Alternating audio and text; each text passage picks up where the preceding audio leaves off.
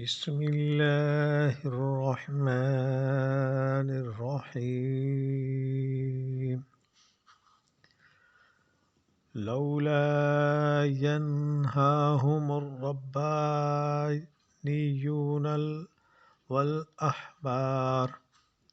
والأحبار عن قولهم الإثم وأكلهم السحت لبئس ما كانوا يصنعون لولا ينهاهم الربانيون والأحبار عن قولهم الإثم وأكلهم السحت لبئس ما كانوا يصنعون۔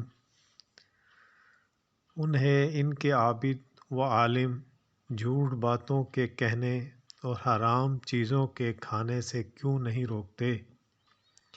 بے شک برا کام ہے جو یہ کر رہے ہیں۔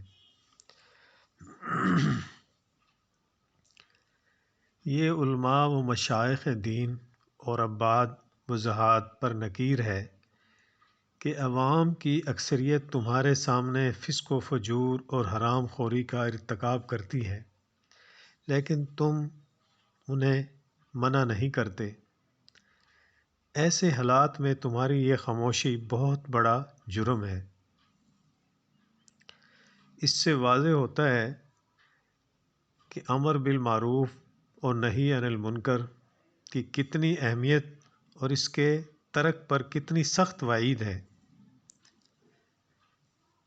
جیسا کہ احادیث میں بھی ہے، یہ مضمون وضاحت اور کثرت سے بیان کیا گیا ہے۔